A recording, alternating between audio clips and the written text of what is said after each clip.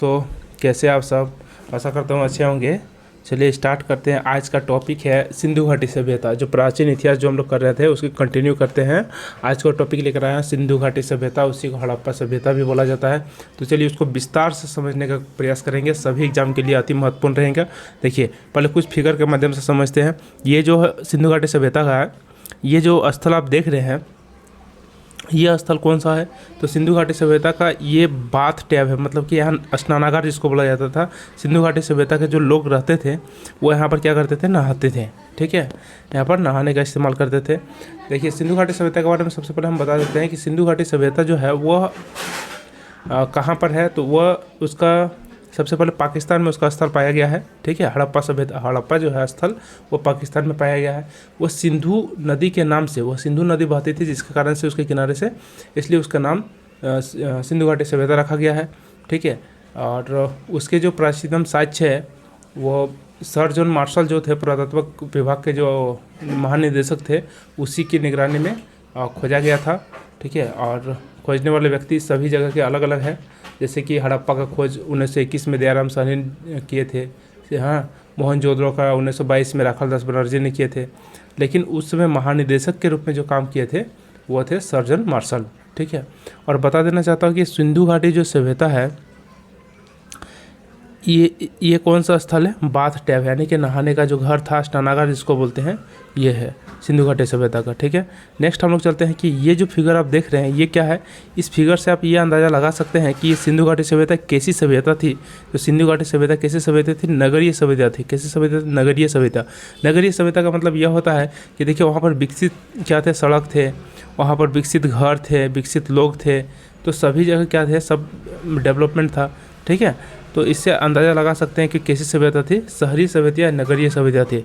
ठीक है, इस फिगर से आप क्या अंदाज़ा लगा सकते हैं कि इसका मतलब बताया गया है कि उसका नक्शा के बारे में कि सिंधु घाटी सभ्यता यानी कि हड़प्पा सभ्यता जो है उसका स्थल कहाँ पर था।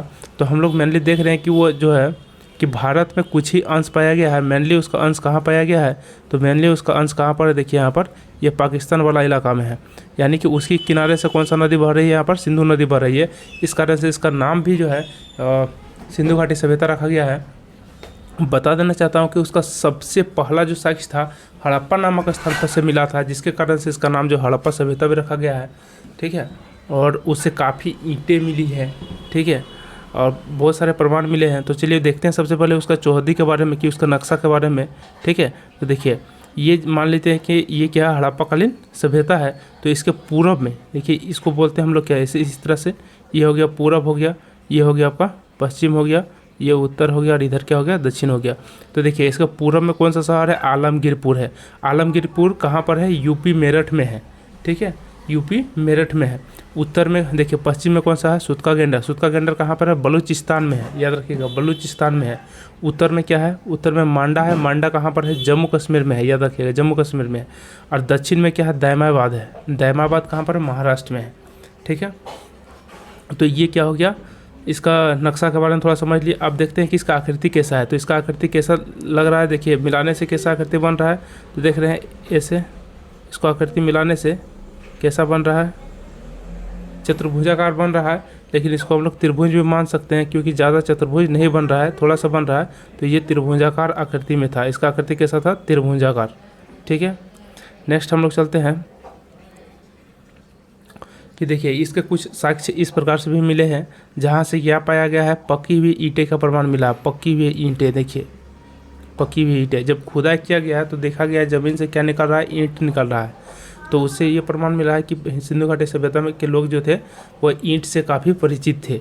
ठीक है, और कालीबंगा जो ऐसा स्थल है जहाँ राजस्थान है, तो वहाँ से क्या मिला है, नक्शीदार ईंटा मिला है, मतलब कि ईंटा का प्रमाण मिला है, याद रखिएगा। ठीक है, अब ये जो स्थल आप देख रहे हैं, ये वाला जो स्थल देख रहे हैं, ये क्या है, बाथ टैब है, नहाने का जो घर है, स्नानागार जिसको बोला जाता है। देखिए ये जो फिगर देख रहे हैं आप, ये क्या है, सिंधु घाटी सभ्यता का ये लिपि है।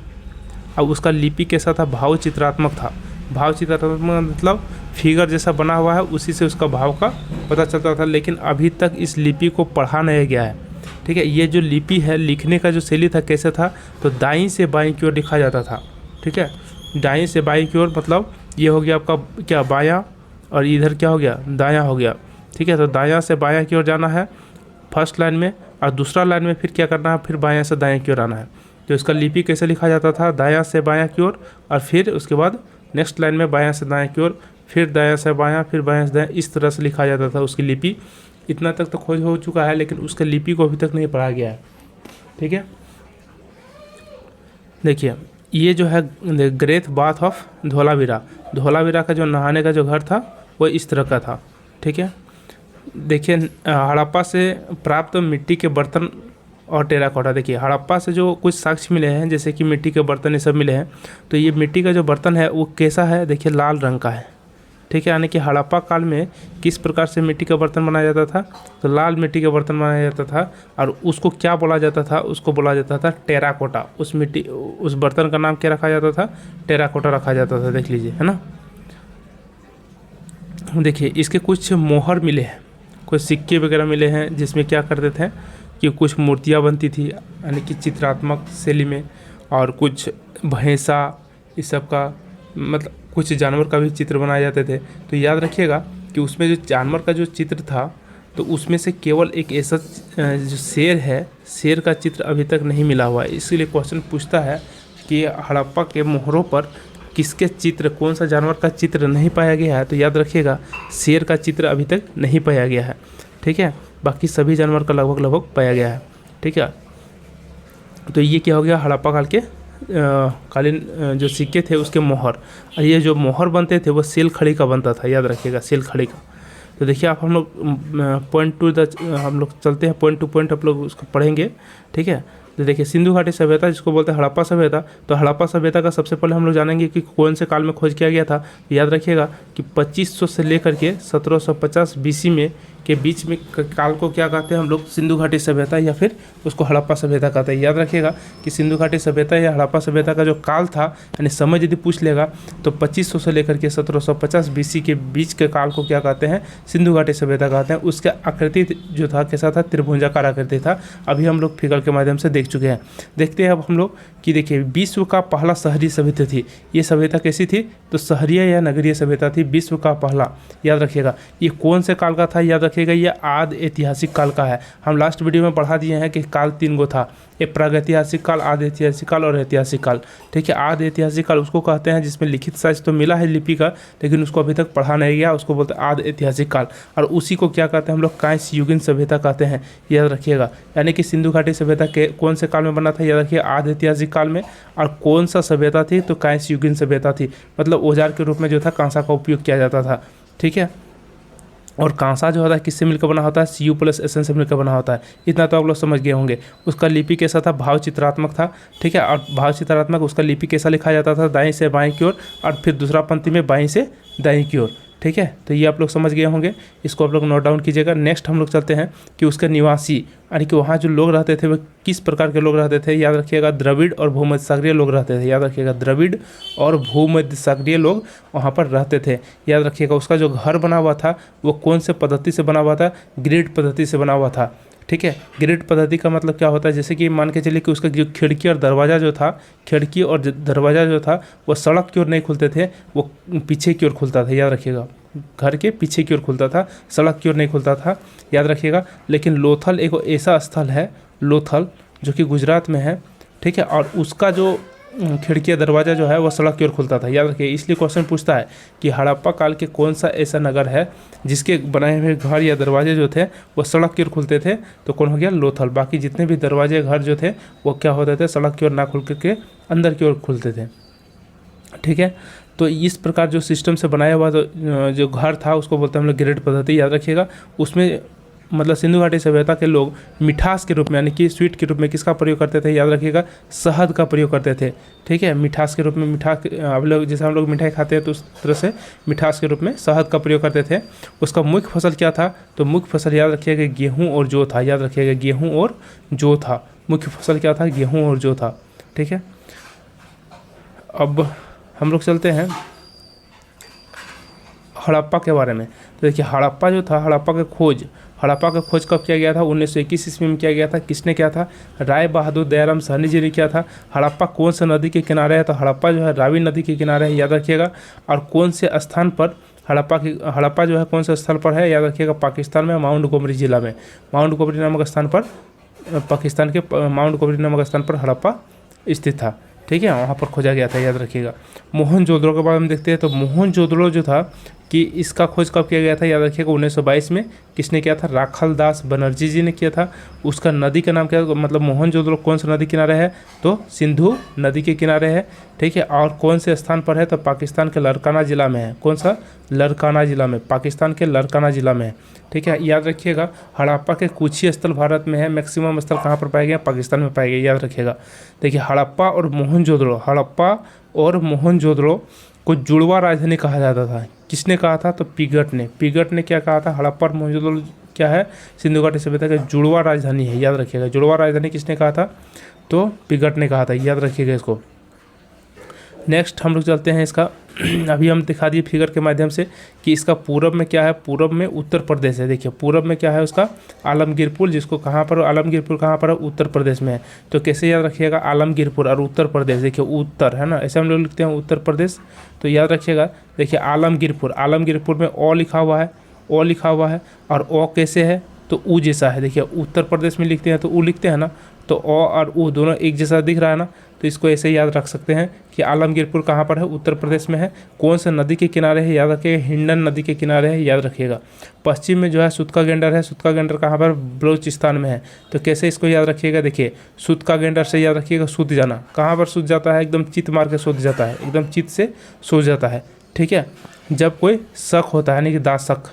ठीक है, दाशक, जब किसी को कोई डाउट होता है, शक होता है कि वो पढ़ नहीं रहा है, लिख नहीं रहा है, मतलब बहाना करता है, तो क्या होता है, चुपके से जाकर के कोई बहाना मार के क्या होता है, एकदम चित से सो जाता है। तो इसको ऐसे याद रख सकते हैं। देखिए कि सूत का गेंडर मतलब सो गया है, कैसे सो गया है, एकदम चित जैसा सो गया है, जब कोई शक हुआ है, जब उसका डाउट हुआ है कि अब हमको पढ़ना नहीं है, बहाना कर रहा है तब। ठीक है, नेक्स्ट हम लोग चलते हैं जब मांदा के बारे में कहा, मांदा कहाँ पर, उत्तर प्रदेश में, मांदा कहाँ पर, जम्मू कश्मीर में है, याद रखिएगा। और कौन सा नदी के किनारे है, तो याद रखिएगा चिनाब नदी के किनारे है, चिनाब नदी के किनारे है। ठीक है, मांदा जम्मू कश्मीर में कहाँ पर है, चिनाब नदी के किनारे है। दैमाबाद कहाँ पर है, दैमाबाद अहमदनगर महाराष्ट्र में है।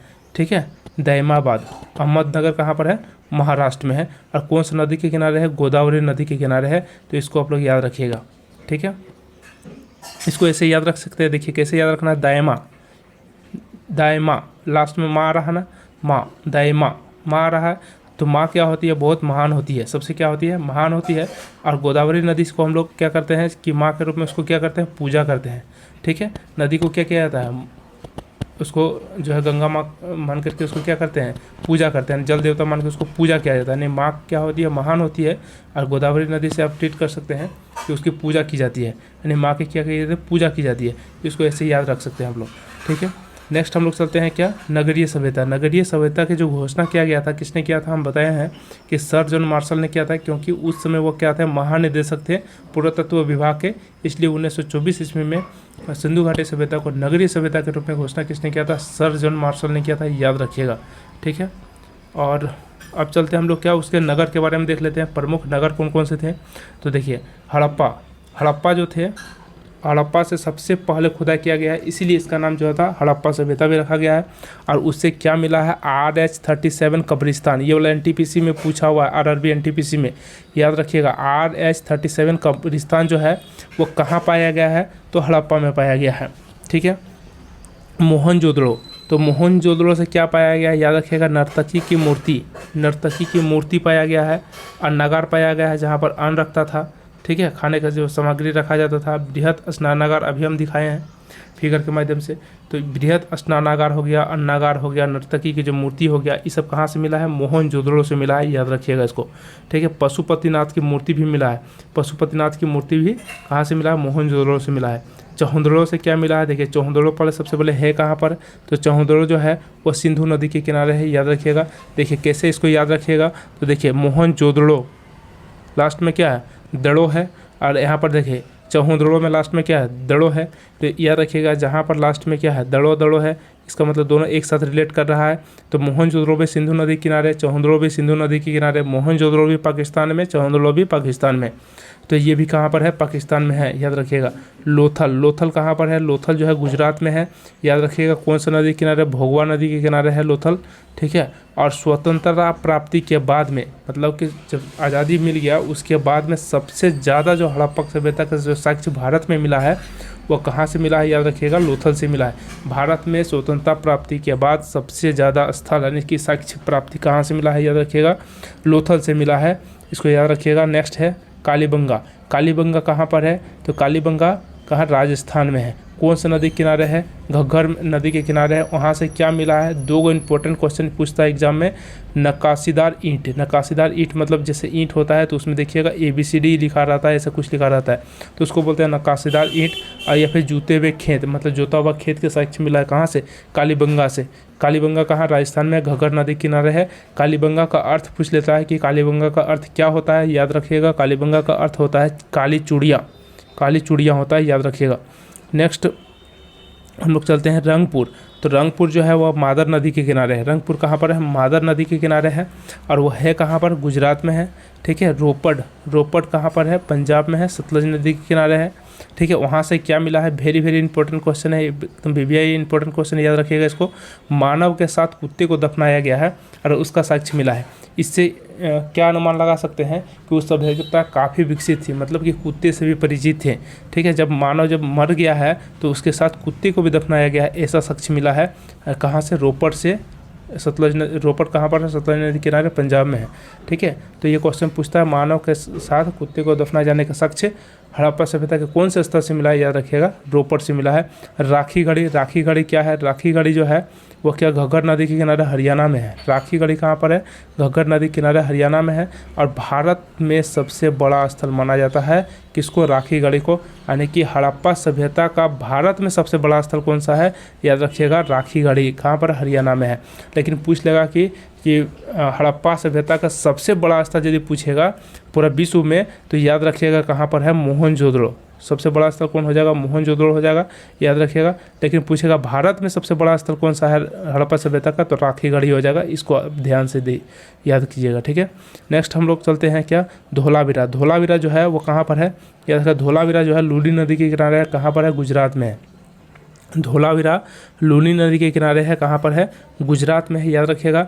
वनमाली, वनमाली जो है रंगोई नदी के किनारे कहाँ पर है, हरियाणा में है। उससे क्या मिले हैं, मिट्टी के हल मिला है, मिट्टी का बना हुआ हल कहाँ से मिला है, वनमाली से मिला हुआ है। ऐसे भी आप इसको याद रख सकते हैं, मिट्टी, मिट्टी मिट्टी कहाँ मिलता है, जंगल में मिलता है, वन में मिलता है, जंगल में मिलता है, ठीक है। और जंगल कैसा रहता है, हरा भरा रहता है, हरियाणा, ठीक है, याद रखिएगा इसको।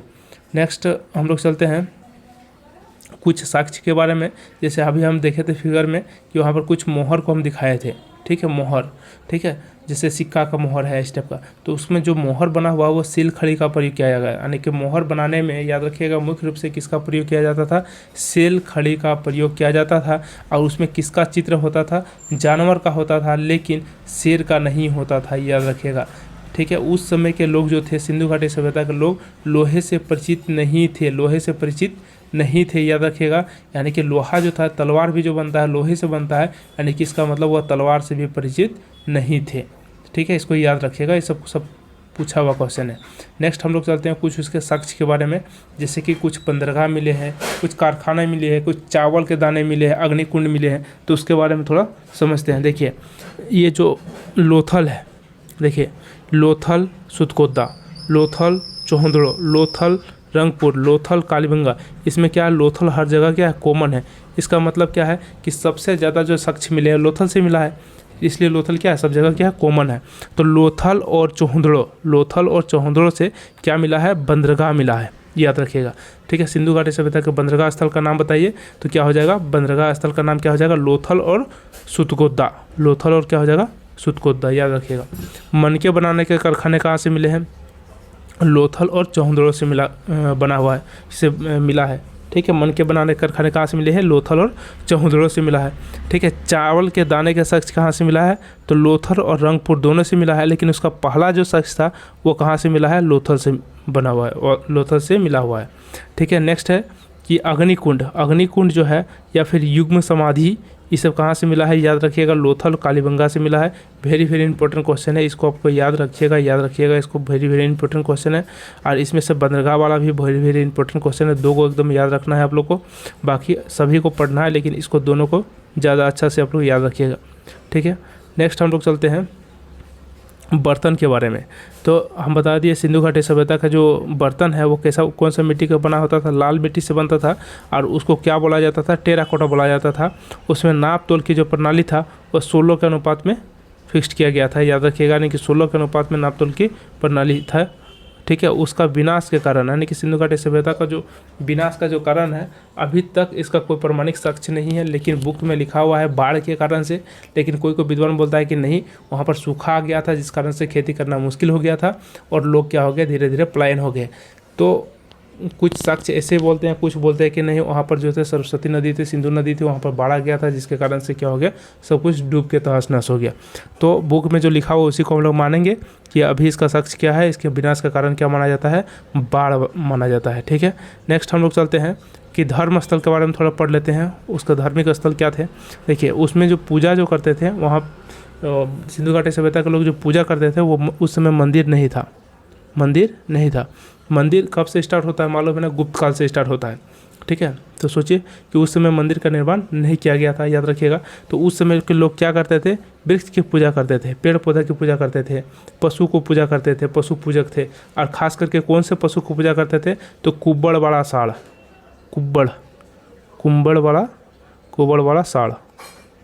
का पूजा करते थे, ठीक है, सबसे प्रिय थे, ठीक है। मातृदेवी मतलब धरती माता को पूजा करते थे, धरती को जो तो उर्वरता की देवी मानकर पूजा करते थे कि इससे क्या होता है, हम लोग को खेती होता है, ठीक है। तो उर्वरता की देवी मानकर पूजा करते थे। यानी कि हम लोग टोटली कह सकते हैं कि सिंधु घाटी सभ्यता के लोग कैसे थे, तो वो थे प्रकृति पूजक, प्रकृति को पूजने वाले लोग थे, ठीक है। देखिए वृक्ष को पूजा कर रहा है, पशु को पूजा कर रहा है, मातृ देवी को पूजा कर रहा है, उर्वरता के देवी मतलब धरती को जो था उर्वरता के देवी मानकर पूजा कर रहा है। इसका मतलब क्या है कि वो कैसे पूजक थे, प्रकृति पूजक थे, याद रखिएगा। उस समय मंदिर की व्यवस्था नहीं किया गया, तो उस समय मंदिर नहीं थे, उसका कोई साक्ष्य नहीं मिला, याद रखिएगा। स्वास्तिक चिन्ह जो थे, ये स्वास्तिक चिन्ह जो है वो सिंधु घाटी सभ्यता का ही देन है, याद रखिएगा, उसी का देन है। स्वास्तिक चिन्ह कौन सी सभ्यता का देन है, सिंधु घाटी सभ्यता का देन है, याद रखिएगा, ठीक है। मृत्यु, देखिए कोई भी जब सिंधु घाटी सभ्यता के जो लोगों की जब मृत्यु हो जाता था तो जलाया भी जाता था और दफनाया जाता था, याद रखिएगा। जलाने की जो परंपरा है मोहनजोदड़ो में जलाया जाता था, लेकिन दफनाने की जो परंपरा कहाँ से पाया गया है, याद रखिएगा, हड़प्पा में। यानी हड़प्पा में जब लोग मरते थे तो उसको दफना दिया जाता था और मोहनजोदड़ो में जला दिया जाता था, ठीक है। समाज, उसका समाज कैसा था, मातृसत्तात्मक था, याद रखिएगा, ठीक है। उसके समाज कैसा था, मातृसत्तात्मक था, यानी कि माता जो घर में हेड होती है तो उसको बोलते हैं क्या हम लोग, मातृसत्तात्मक, उसी के अनुसार से चलता था। उसमें जो सड़कें थी वो क्या थी, काफ़ी चौड़ी सड़क थी, लगभग 10 मीटर का सड़क था, ठीक है। और वो सबसे चौड़ी सड़क कहाँ पाई गई है, तो मोहनजोदड़ो की जो सड़क थी वो सबसे चौड़ी सड़क पाई गई, लगभग 10 मीटर के आसपास। तो आप लोग सोच सकते हैं कि कैसी सभ्यता थी, काफ़ी विकसित सभ्यता मानी जाती है इसको, ठीक है। तो चलिए ये कंप्लीट हो गया है। सिंधु घाटी सभ्यता से जितने भी प्रश्न हैं आप लोग जाकर के ऑब्जेक्टिव क्वेश्चन कोई भी रेफरेंस बुक से लगा सकते हैं। चलिए मिलते हैं फिर नेक्स्ट वीडियो में।